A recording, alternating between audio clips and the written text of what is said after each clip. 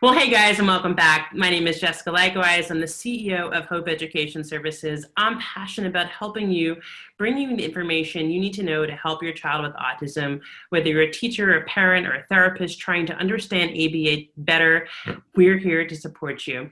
This video is part of a special series called ABA Terms Defined, where we take ABA terms, we break them down, we show you how to use them in a practical, applicable way to make sure stuff goes from the textbook to being useful to help a child. I'm here with one of the OGs, original gangsters in the field of autism and ABA. He has over 40 years of experience. He's been featured in journals. He has books out. He's a BCBAD. He has the doctorate in special education. And he's here coming from his retirement to help you understand ABA better. Dr. Keith Storey, thank you so much for being here. Today, Dr. Keith and I are going to talk a little bit about instructional cues and how to teach using instructional cues. So Dr. Keith, thanks for being here. It's always great to be with you, Jessica. So with cues, what you're doing is you're providing information to the child or a learner on what they should be paying attention to. So what's the discriminative stimulus? We did a previous video on discriminative stimuli if you want to go and look at that. But what you're doing with the cue is to provide information to the learner. So my friend Ernie Pascafar says the cue is the clue to do something new. So what you can do is, say you have a child who's learning how to make a peanut butter and jelly sandwich. So rather than telling them, oh, get the jar, get the knife, get the bread, it's like, what do you do first? So you're doing, that's an indirect verbal cue. Or you could give a direct verbal cue. The first thing you do is you get the jar of peanut butter. You could gesture and point to the jar that they're supposed to get. You could use video modeling and show them on iPad somebody getting the jar.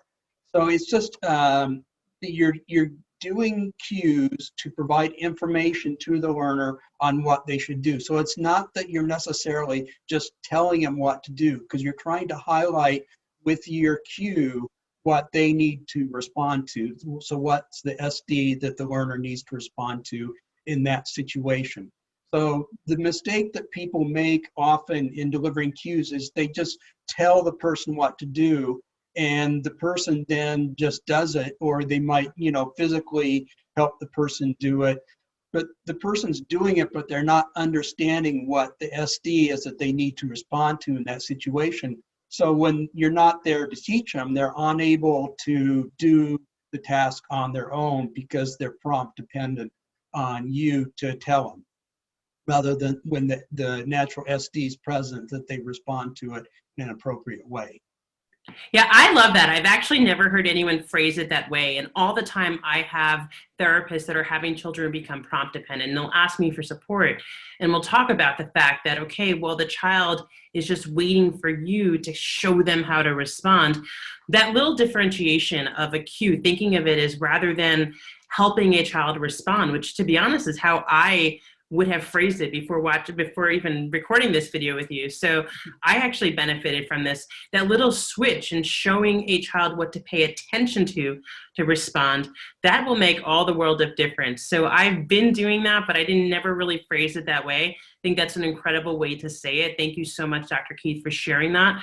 I'm definitely going to share this with all the therapists I work with. So if you're a BCBA, share this with your team. If you're a therapist, share this with your BCBAs. This is a really great way of phrasing it and looking at it.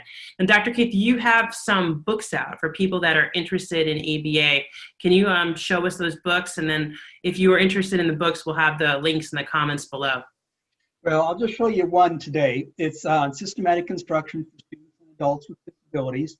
So it walks you systematically through how to deliver cues and prompts, and good teaching methods like how to do a task analysis, how to do error correction, how to provide positive reinforcement, and so on. And we tried to write it for practitioners rather than other academics. So that would be a good book if you're interested in learning more on this topic. Yeah. Awesome. So definitely check out that book. If you're interested in learning more about ABA, also like and subscribe to this channel. We're going to be making more videos just like this. And we also have some exciting news that's going to be coming soon. If you have a question that you want us to answer, head over to my website, hopeeducationservices.com. There's a form right on the website. Just drop in your name, drop in your email, drop your question in, and we'll make a video for you. Thanks so much, Dr. Keith, for being here, and I look forward to making another video with you.